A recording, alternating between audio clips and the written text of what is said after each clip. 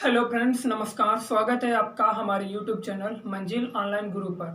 Friends, आज की इस वीडियो में हम लोग, जैसा कि आपको पता है कि प्रतिदिन 25 प्रश्नों की श्रृंखला हम लेकर आते हैं, जो एनडीए जो एसएससी, रेलवे, डीआरडीओ, इसके साथ ही मेन फोकस जो है वो है आर्मी जीडी। ठीक है, तो आर्मी जीडी की तैयारी के लिए या यूपी पुलिस की तैयारी के लिए या फिर कोई भी एग्जाम है तो उसकी तैयारी के लिए, वनडे एग्जाम जितने भी हैं उनकी तैयारी के लिए ये जो टेस्ट सीरीज है, ये जो प्रश्नों की श्रृंखला है, ये काफी महत्वपूर्ण आपके लिए साबित होगी। तो इस प्रकार का डेली वीडियो पाने के लिए आप हमारे चैनल को सब्सक्राइब कर सकते हैं अगर वीडियो अच्छा लगे तो। और जो प्रश्न है ये बहुत ही महत्वपूर्ण प्रश्न है। ये सारे सारे प्रश्न प्रीवियस ईयर परीक्षाओं में, प्रीवियस ईयर एग्जाम्स में पूछे जा चुके हैं। तो ऐसे प्रश्न है, ऐसे क्वेश्चन रिपीट भी होते हैं, तो आपका रिवीजन भी हो जाएगा और मेरा भी रिवीजन हो जाएगा। इसके साथ ही जो नहीं पता है वो भी आपको पता चल जाएगा। इसके साथ ही ये जो क्वेश्चन है इनसे संबंधित हम आपको कुछ फैक्ट्स भी बताते हैं जो बहुत ही महत्वपूर्ण होते हैं। तो प्रतिदिन का वीडियो पाने के लिए जल्दी हमारे चैनल को सब्सक्राइब करें और वीडियो को ज़्यादा से ज़्यादा लाइक और शेयर जरूर करें। तो चलिए शुरू करते हैं आज के इस वीडियो को। आज का जो पहला प्रश्न है वो है, जल प्रवाह को मापने की यूनिट क्या है? जो जल प्रवाह होता है, बहते हुए जल की धारा, उसको मापने की यूनिट क्या है? जैसे दूरी को मीटर, किलोमीटर, सेंटीमीटर, प्रकाश वर्ष, ठीक है, इसमें हम मापते हैं। लेकिन उसी प्रकार जो जल प्रवाह होता है, जल की धारा जो जब बहता है जल, उसको मापने के लिए हम किसका प्रयोग करते हैं, उसकी यूनिट क्या है? तो जल के प्रवाह को क्यूसेक में मापते हैं। जैसे दूरी को मीटर किलोमीटर में, वैसे जल प्रवाह को क्यूसेक में मापते हैं। नेक्स्ट, हास्य गैस का रासायनिक सूत्र क्या है? तो जो हास्य गैस का रासायनिक सूत्र क्या है? N2O। क्या है? N2O यानी कि नाइट्रस ऑक्साइड। क्या है? नाइट्रस ऑक्साइड जो है उसे हास्य गैस कहते हैं। नाइट्रस ऑक्साइड को हास्य गैस कहते हैं। और ये जो नाइट्रस ऑक्साइड है, हास्य गैस मीन्स ये हंसाने वाली गैस है।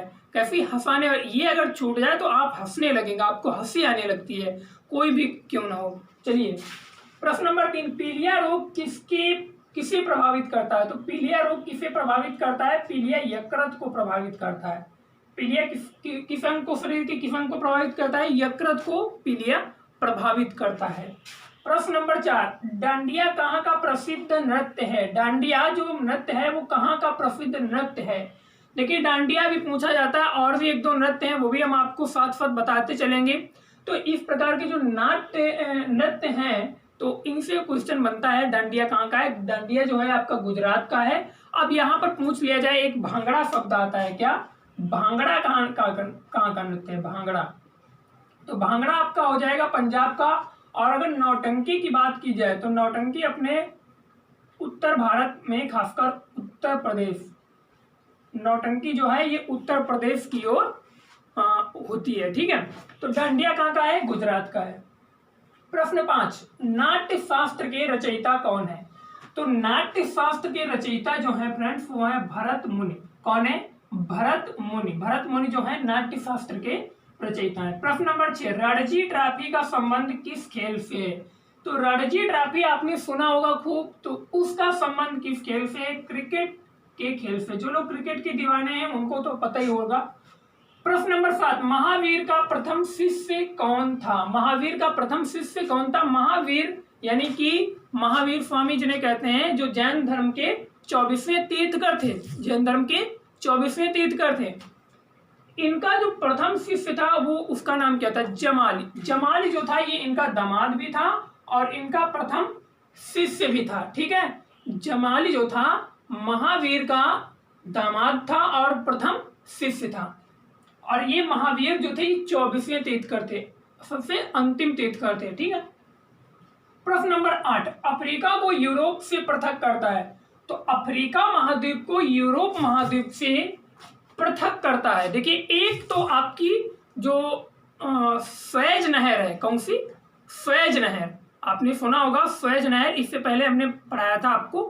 और जब अफ्रीका कॉन्टिनेंट पढ़ाया था तो वहां पर स्वेज नहर के विषय में बताया था। स्वेज नहर एक स्थल संधि का उदाहरण है वहां पर, लेकिन अब वो उसको काट करके दोनों दो सागर जो हैं लाल सागर और भूमध्य सागर को जोड़ दिया है। ठीक है, तो अगर बात की जाए यहाँ पर अफ्रीका को यूरोप से पृथक करता, मेन फोकस अगर देखें मैप पे अगर नजर डालें तो भूमध्य सागर जो है वो यूरोप को अफ्रीका महाद्वीप से अलग करता है। लेकिन अगर पूछा जाए अफ्रीका को एशिया से अलग करता है तो आपका कौन सा आंसर हो जाएगा, तो स्वेज नहर हो जाएगा। ठीक है, स्वेज स्थल संधि। ठीक है, अब तो फिलहाल वो जल संधि है। ठीक है, तो अफ्रीका को यूरोप से भूमध्य सागर अलग करता है, अफ्रीका को एशिया से स्वेज नहर अलग करती है, ये लाल सागर बोल सकते हैं। चलिए प्रश्न नंबर 9, नोबेल शांति पुरस्कार किस नगर में दिया जाता है। देखिए क्या क्वेश्चन है कि नोबेल शांति जो पुरस्कार होता है वो किस शहर या किस नगर में दिया जाता है, तो वो है ओस्लो। ओस्लो जो नगर है यहाँ पर नोबेल शांति का जो पुरस्कार होता है वो दिया जाता है। प्रश्न नंबर 10, भारत में स्वशासन का आंदोलन शुरू किया था। स्वशासन में हम आपको बताते हैं होम रूल आंदोलन। होम रूल आंदोलन जो था उसी को कहते हैं होम रूल आंदोलन। तो होम रूल आंदोलन को ही स्वशासन का आंदोलन कहा जाता है। तो जैसे ही आप होम रूल सुनेंगे तो आपको नेम याद आ जाएंगे, एनी बेसेंट और बाल गंगाधर तिलक। तो एनी बेसेंट और तिलक ने स्वशासन का आंदोलन भारत में शुरू किया था। उड़ सकने वाला एकमात्र स्तनधारी कौन सा है, उस स्तनधारी का नाम बताइए जो उड़ सकता है। जो उड़ सकता है तो उसका आंसर है चमगादड़। अभी हाल ही में चमगादड़ बहुत चर्चा में रहा, क्योंकि जो कोरोना वायरस था ऐसा बताया जा रहा है कि चाइना का जो वुहान शहर है वहां की जो मार्केट है वहां पर चमगादड़ से ही कोरोना वायरस फैला है। तो चमगादड़ जो है ये उड़ सकने वाला एकमात्र स्तनधारी है। ठीक है, प्रश्न नंबर 12, इडुक्की जल विद्युत संयंत्र या इडुक्की जल विद्युत परियोजना किस नदी पर है और ये कहां पर है, तो इसका सही आंसर होगा पेरियार नदी पर है। और पेरियार नदी कहाँ की नदी है, केरल राज्य की, दक्षिण भारत की नदी है, केरल राज्य की। तो पेरियार नदी पर इडुक्की जल विद्युत संयंत्र स्थित है और ये केरल की नदी है। प्रश्न नंबर 13, गुरु शिखर पर्वत चोटी किस राज्य में स्थित है। गुरु शिखर जो पर्वत चोटी है वो किस राज्य में स्थित है, राजस्थान में। और गुरु शिखर जो है अरावली की सबसे ऊंची चोटी है। किसकी, अरावली की सबसे ऊंची चोटी है। ठीक है, प्रश्न नंबर 14, राष्ट्रपति को राष्ट्रपति को पद की शपथ कौन दिलाता है।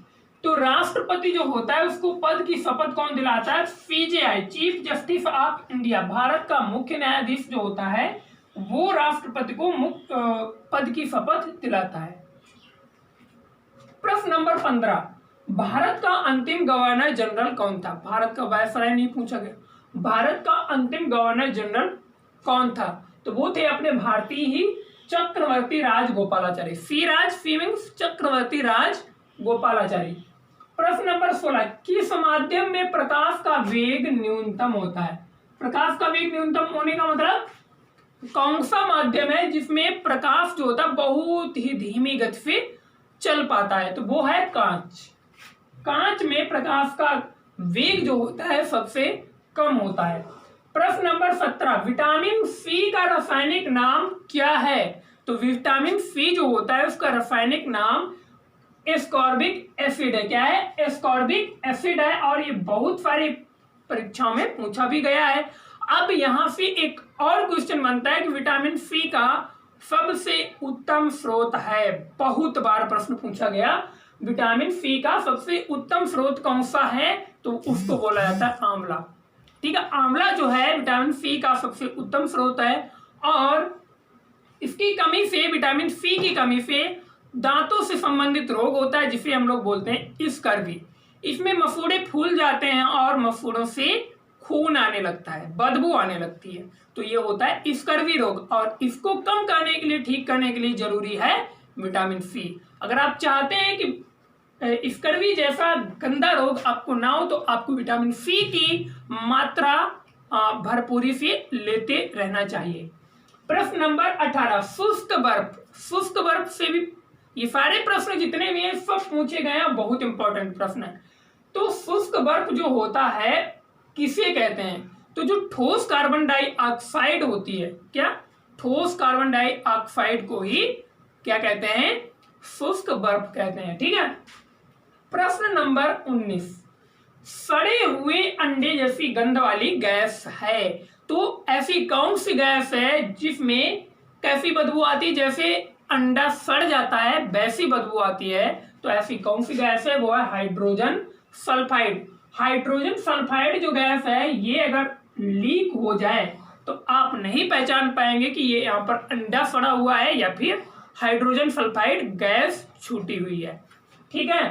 प्रश्न नंबर 20, बांदीपुर राष्ट्रीय पार्क किस राज्य में स्थित है? बांदीपुर राष्ट्रीय पार्क जो है किस राज्य में स्थित है? ये कर्नाटक में स्थित। कहां पर? कर्नाटक में स्थित है। प्रश्न number 21, rock cotton. Rock cotton किसे कहते हैं? देखिए, इस प्रकार के एग्जाम एनटीपीसी में, रेलवे ग्रुप डी में, डीआरडीओ में, एसएससी में बहुत ज्यादा पूछे जाते हैं, क्योंकि वहां पर अब हिस्ट्री पॉलिटी से संबंधित बहुत कम क्वेश्चन आते हैं। मैक्सिमम जो क्वेश्चन पूछे जाते हैं वो साइंस से ही पूछे जाते हैं। साइंस में भौतिक विज्ञान, रसायन विज्ञान और जीव विज्ञान से प्रश्न पूछे जाते हैं साइंस के। तो जितने भी साइंस के क्वेश्चन है ये बहुत इंपॉर्टेंट है। तो रॉक कॉटन किसे कहते हैं? एस्बेस्टॉस जो होता है उसको रॉक कॉटन कहा जाता है। एस्बेस्टॉस को क्या कहते हैं? रॉक कॉटन कहते हैं। प्रश्न नंबर 22, भारत रत्न पाने वाला प्रथम गैर भारतीय कौन था? तो भारत रत्न पाने वाला प्रथम गैर भारतीय कौन था? खान अब्दुल गफ्फार खान। खान अब्दुल गफ्फार खान जो हैं, ये इन्होंने भारत रत्न जो भारत का सर्वोच्च पुरस्कार है ये भी पाया और पाकिस्तान का भी सर्वोच्च पुरस्कार इन्हें प्राप्त हुआ है। तो इन्होंने लाल कुर्ती संगठन, खुदाई खिदमतकार, ऐसे संगठनों की स्थापना की थी। खान अब्दुल गफ्फार खान ने इन्हें भारत का वयोवृद्ध इन्हें सीमांत गांधी के नाम से जाना जाता है। खान अब्दुल गफ्फार खान को सीमांत गांधी के नाम से जाना जाता है, सीमांत गांधी। और भारत का वयोवृद्ध पुरुष किसे कहा जाता है? डॉक्टर सच्चिदानंद सिन्हा, जो प्रथम संविधान सभा के प्रथम अस्थायी अध्यक्ष थे। ठीक है। तो भारत रत्न पाने वाला प्रथम गैर भारतीय कौन है? खान अब्दुल गफ्फार खान है। प्रश्न नंबर 23, भारत प्रथम बौद्ध संगीत कहाँ हुई थी? तो प्रथम बौद्ध संगीत से, देखिए बौद्ध संगीत के विषय में अभी हम आपको बताएंगे। प्रथम बौद्ध संगीत कहाँ हुई थी? ये तो राजगृह में हुई थी। लेकिन प्रश्न ये भी पूछा जा सकता है ये कब हुई थी और इसकी अध्यक्षता किसने की? जब ये संगीत हुई तो उस समय राजा कौन था? ये भी प्रश्न पूछा जा सकता है। तो ये कब हुई थी? ये 483 ईस्वी में हुई। कब? 483 ईसा पूर्व में हुई थी। ईसा पूर्व में 483 ईसा पूर्व में हुई और इसकी अध्यक्षता की थी महाकश्यप ने। महाकश्यप ने इसकी अध्यक्षता की और इस समय जो राजा था वो था अजातशत्रु। अजातशत्रु जो था इस समय शासन कर रहा था। दूसरी संगीत हुई 583 ईस्वी में, 383 ईसा पूर्व में। पहली हुई 483 ईसा पूर्व में और दूसरी हुई 383 ईसा पूर्व में और तीसरी हुई 250 ईसा पूर्व में और चौथी हुई प्रथम शताब्दी में। ठीक है। दूसरी महासंगीत जो हुई वो 383 ईसा पूर्व में हुई और वो कहां पर? वैशाली में हुई। उसकी अध्यक्षता की सावकमीर ने और उस समय जो राजा था वो था कालाशोक। ठीक है। अब देखिए, पहली अजातशत्रु के समय हुई, दूसरी कालाशोक के समय हुई, तीसरी कालाशोक का अशोक आ रहा नाम, तो तीसरी में अशोक कर दीजिए, चौथी में आपको करना है कनिष्क। तो पहली 483 ईसा पूर्व, दूसरी 383 ईसा पूर्व, तीसरी 250 ईसा पूर्व और चौथी प्रथम शताब्दी में। ठीक है। तो ये 4 बौद्ध संगीतों में प्रथम की अध्यक्षता की महाकश्यप ने, दूसरे की सावकमीर ने, तीसरे की मुगलपुत्तिस ने की और चौथी की वसुमित्र ने की। और प्रथम कहां पे हुई? राजगृह में हुई। दूसरी कहां पर हुई? वैशाली में हुई।